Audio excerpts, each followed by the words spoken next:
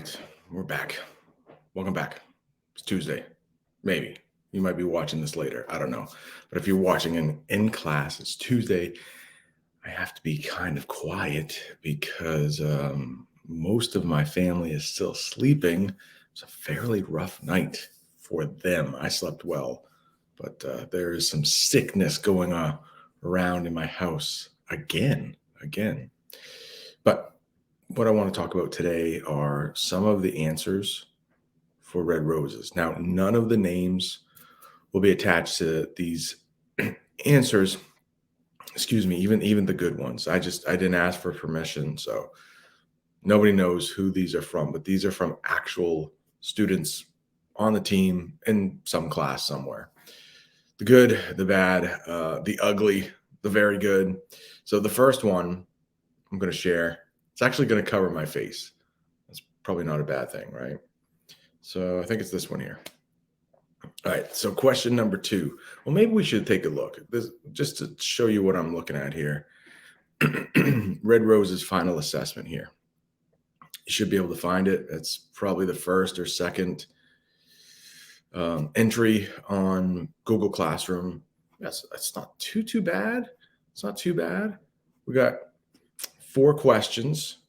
Now, all 4 of these questions, you really should have read Red Roses. It's pretty easy to tell when people haven't, or at least watch the video in which I read Red Roses to you. You don't actually have to read it on your own. And of course, there are copies of the story on the back table. So look at this. Question number 1 is worth 4 points. But there are 4 questions here worth 2 points. And then a quick write, right?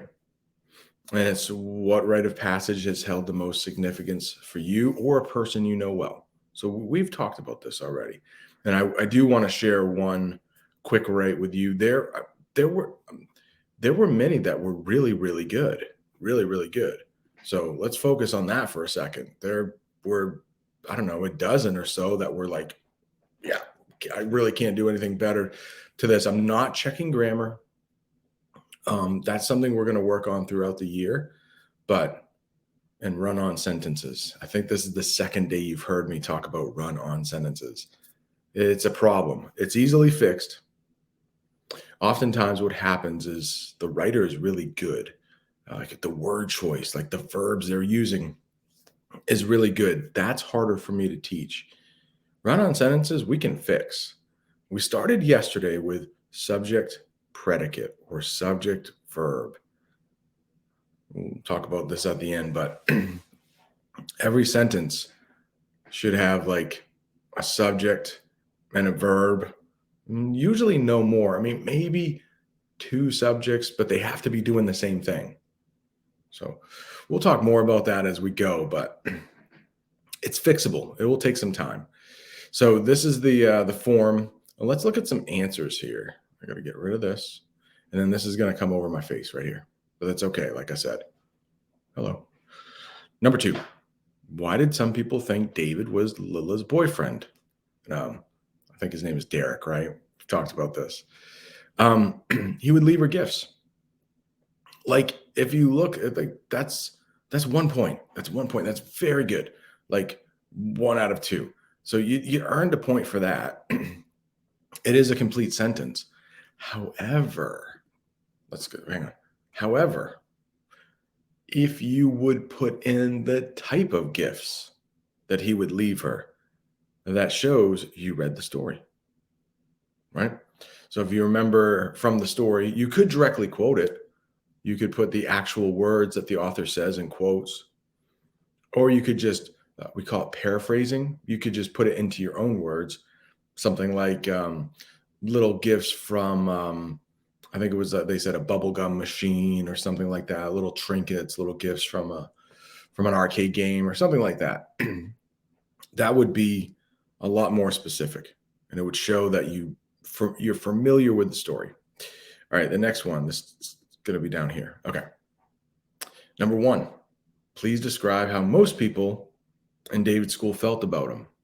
Okay, first of all, it's just one word, happy. This was an actual answer. I felt generous and gave them 1 out of 4. But it's not a complete sentence. Like by middle school, complete sentences, right? And you could start off with most people in David's school, finish it off with some evidence from the text. So I'm not sure, I don't want to give out answers here. I'd rather you read the story for yourself or look it over again if you've read it once. But happy is not how they felt about him, by the way. This is clearly a person who didn't read the story, who didn't pay attention in class or was not around when we read it on the screen. Like, no, it's like kind of the opposite, right? Like, he was kind of creepy. Yeah. You can even go back to the answer for number 2. Like, he's leaving a girl that doesn't like him little trinkets in her locker. Creepy, maybe, I don't know. That's if you're thinking of, well, I guess it depends on who you are and how well you know the person. Yeah. Because if they like you and you leave them little gifts in the locker, that might be a good thing.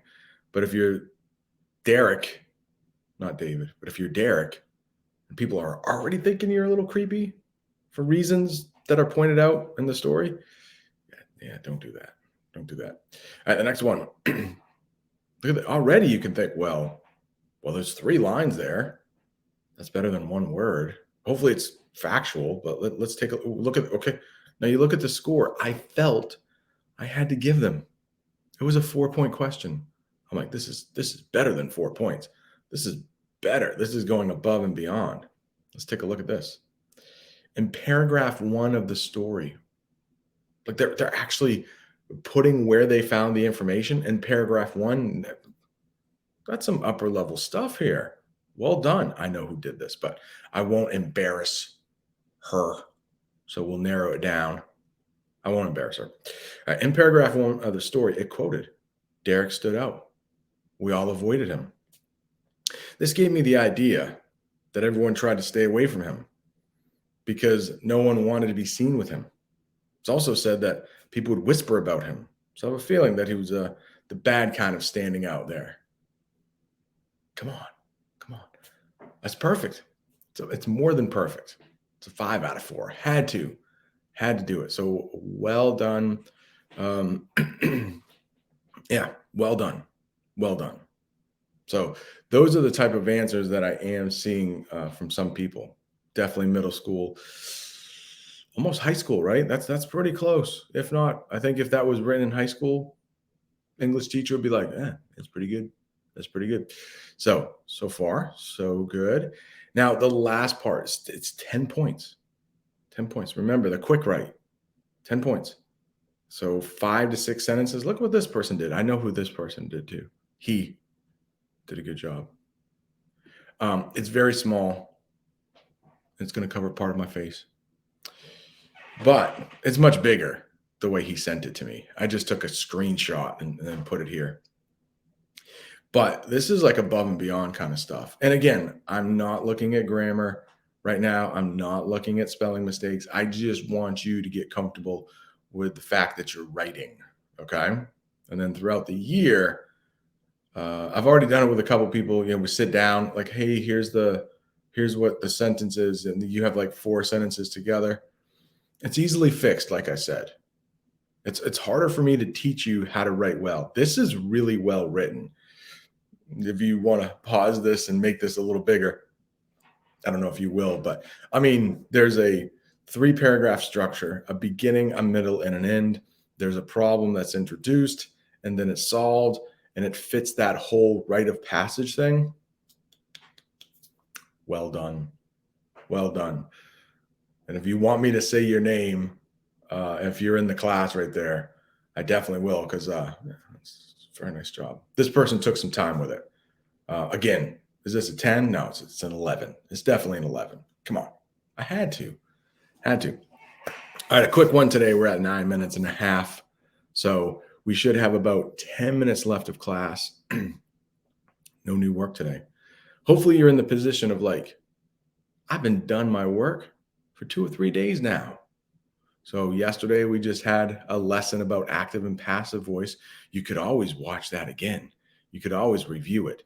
If you're like half of the team, if you're like the 40 people who have to look over your red roses, it might be a little more than that actually, or you haven't even started it, now might be a good time. Go into the, can I share this part? Go into the red roses part. Can I do this? Hang on, let me see. Let's see, technology here. I think I might be able to. Can I? Probably, I don't have it up right now. I just have my old mine, which I think is darn good. I think it's darn good right there. That's mine. I had 2 paragraphs. The person we just saw had 3. So you can go into, it would take me too long to get it up on the screen, but you all know Google Classroom. Go into that, click on red roses. It's everything you need there. Me reading the story and discussing the story, my example of what a good quick write looks like, and then the Google form. So if you need any help with that, let me know. You know where to find me. I'll probably be around. 10 minutes left of class. Hope it wasn't the most boring class of your day. Hopefully, maybe it's in the middle. I know it's not the most exciting. I would think probably science. Maybe blowing stuff. I don't know if you can blow stuff up in science anymore, but science is probably the most exciting. Then probably social studies. I guess I'm just hoping to be better than math. I mean, I guess, right? English. So, yeah. Some people love it.